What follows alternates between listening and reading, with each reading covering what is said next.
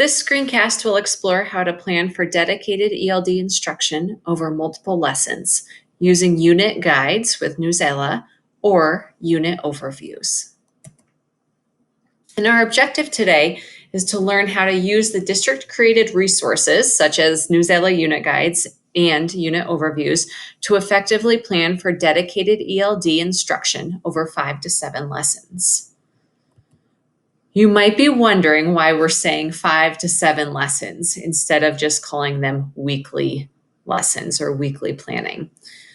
We want to recognize that one size doesn't fit all. So every school context is different, and we encourage you to adjust the amount of lessons each topic takes according to your schedule. So if you're on block scheduling or if you have double blocks every day, you'll need to adjust how the scope of these lessons and how they fall on each day to move towards that end of unit task. So let's jump in. Again, here's our objective. We're learning how to effectively plan for dedicated ELD instruction over 5 to 7 lessons or over about a week. This screencast will only focus on how to create kind of an overview plan for your 5 to 7 lessons. We'll have another screencast that really digs into how to plan for individual lessons as well. So to start, let's review some of the resources that you can use for planning over multiple lessons. First, we have the Newsela unit guides. These are new. We are creating one unit for each quarter. And we've provided a number of resources through other screencasts on how to use these unit guides and what is included in these unit guides. We also have the DPS teacher-created unit overviews. Many of you might already be familiar with these. We do have a bank of unit overviews for the 2021 school year. And I think you'll find that these resources are fairly similar with a few distinct differences, but they will support you in planning over multiple lessons. So what are some of the differences? Well, I've listed a few of them here. So you'll notice that unit guides and unit overviews have many similarities. They have many components that are similar to support your planning. However, the major differences come at the lesson level. So Newsela unit guides have an end of unit task with an exemplar. That's a big difference. And that's end of unit task is something that students can work towards throughout the whole 9 weeks to the end of the unit. Unit guides also include topic snapshots with lesson CLOs. So we've written CLOs for every single lesson for each unit. And that can really support your planning on the daily level or on the lesson level. We've also included lesson exit tickets and a student exemplar. And so you can even pull directly from that to assess whether or not your students learned the language that you focused on for that lesson. And then unit guides also include language lesson slides or lesson language slides. And these are slides that you can copy and paste directly into your deck. And so they can help with your explicit language instruction as you're teaching different language forms. And so if you're brand new to dedicated ELD, I would actually encourage you to use the Newsela unit guides because they can really support you in planning for language at the lesson level. So you have all these great resources. How do you use these resources to plan for language instruction? Well, I want us to focus on the word language here. So the focus of dedicated ELD is language. And therefore, this should be our starting point. We should first look at what language we're teaching throughout the week.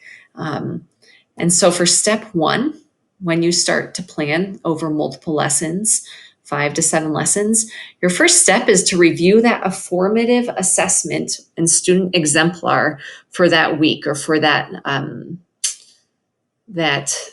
group of lessons. And so both unit overviews and unit guides have a formative assessment or prompt and student exemplar for each topic or for each week. And as you review this exemplar, we encourage you to pay specific attention to the language forms identified in the student exemplar. For example, here's an exemplar from topic 1 of the first middle school unit guide. And so by the end of this week, students will engage in a prompt that elicits something similar to this exemplar. We've already gone in and highlighted the language that students would need in order to construct a similar response. And so this is the language that you're planning for over the course of a week or over the course of 5 to 7 lessons, so that students can then engage at the end of the week or at the end of the lesson sequence in a similar response. So you'll note that we've highlighted content vocabulary. This is language at the word level.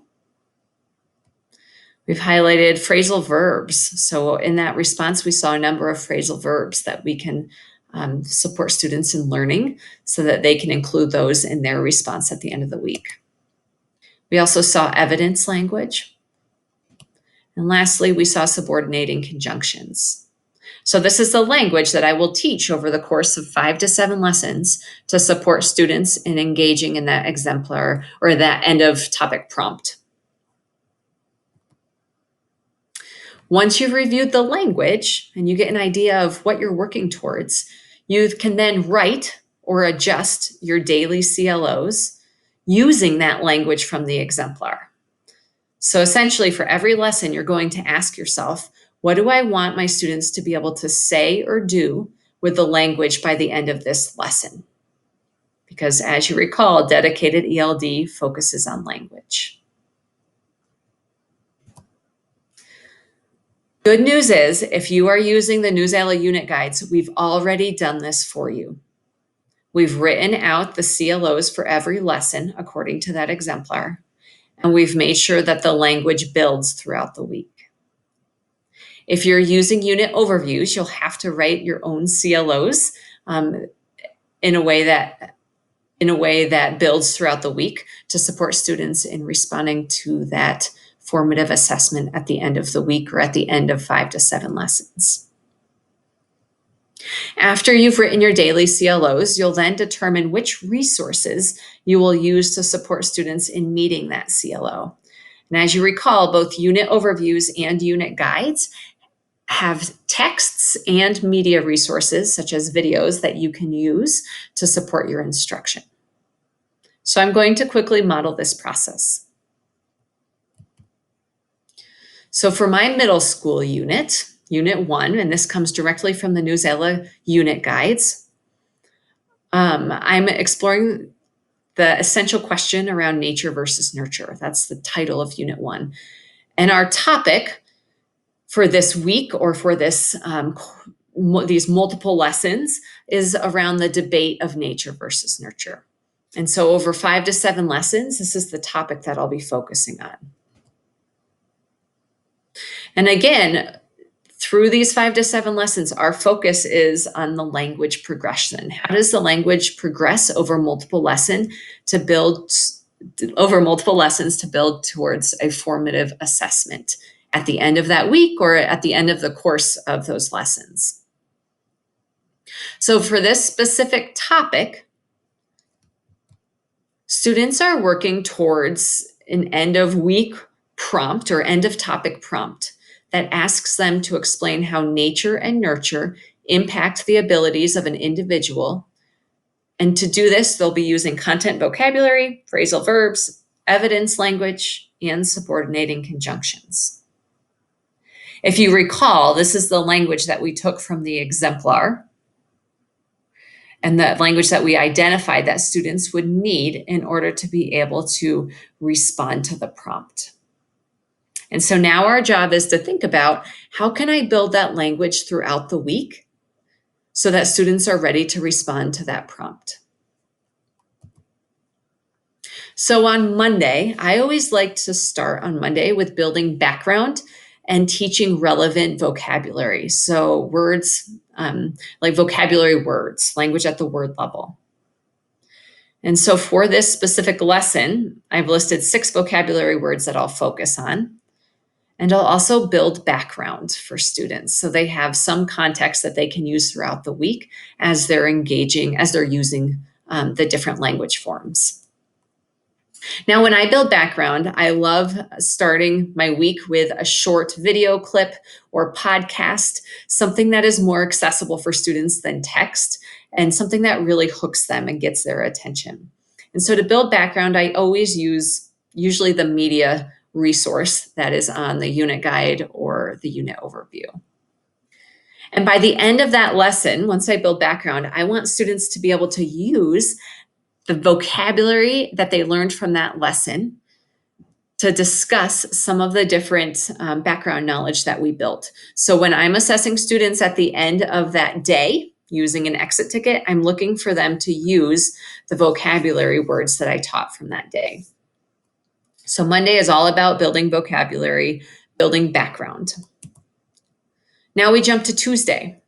So Tuesday is where I start looking at language forms at the sentence level. And so I'm going to have students first start with phrasal verbs. That's what I'll teach on Tuesday. And I'll choose one text to use for the rest of the week. And so on Tuesday, they are reading the whole text for comprehension. And so I'm having them really just get an idea of what the text is about. And they're going to talk about the text and write about the text using those phrasal verbs. And so by the end of the lesson, I want them to be able to talk about some of the key ideas that they learned from the text using phrasal verbs and content vocabulary. So the language from both Monday and Tuesday. Now we jump to Wednesday. And again, this could be Wednesday, this could be your Monday, this could be your Friday, depending on the schedule of your school and your specific context. So on Wednesday, we're going to dive even deeper into this debate of nature and nurture and explore or explain how nature influences ability. And students on Wednesday are using phrasal verbs that they learned the day before and evidence language. So they're having to pull evidence from the text. So they're ideally reading chunks of the text, that same text they read the day before, and responding using the language from the lesson that day and the lesson from and the language from previous lessons. Thursday, and ultimately, again, by the end of that day, by the end of Wednesday, they're using the language from Monday, Tuesday, and Wednesday to respond to an exit ticket. Thursday, we see something similar. So we're asking students to compare different factors that influence ability. And this time we're asking them to use subordinating conjunctions to do that because they're comparing and contrasting. And so again, they'll read chunks of text for language. And so you'll use the same exact text on Thursday. And all of that work and all of the language forms that you've taught from Monday, Wednesday, Tuesday, and Thursday should build towards their exit ticket and responding to their exit ticket on Thursday. So Thursday, you're looking for them to not only use subordinating conjunctions, but you're also asking them to practice the language from the prior lessons. And as you recall, each of those lessons should build towards a formative assessment. And so on lesson 5 or Friday, we want students to respond to a prompt using all of the language forms that you taught from the week. So this says, explain how nature and nurture impact the abilities of an individual using content vocabulary, phrasal verbs, evidence language, and subordinating conjunctions. And as you recall, we got all of that language from that student exemplar that we reviewed at the beginning of this screencast. One tool that we encourage you to use in your weekly planning or in your planning for lessons over multiple days is this weekly planning template. And there are a number of links in there that can support you. But again, your first step is to really hone in on those CLOs and identify what language you will teach over the course of 5 to 7 lessons. So to recap, our goal today was to use the district-created resources to effectively plan for dedicated ELD instruction over 5 to 7 lessons.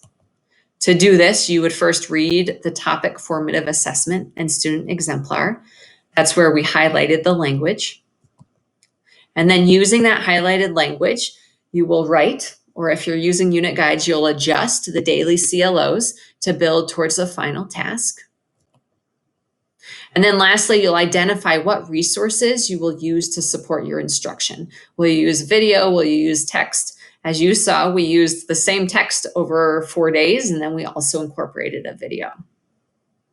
Once you've planned out or sketched out your week, then you can jump into planning for daily lessons. And we will provide another screencast that really dives in to how to use the instructional sequence to plan for your daily lessons.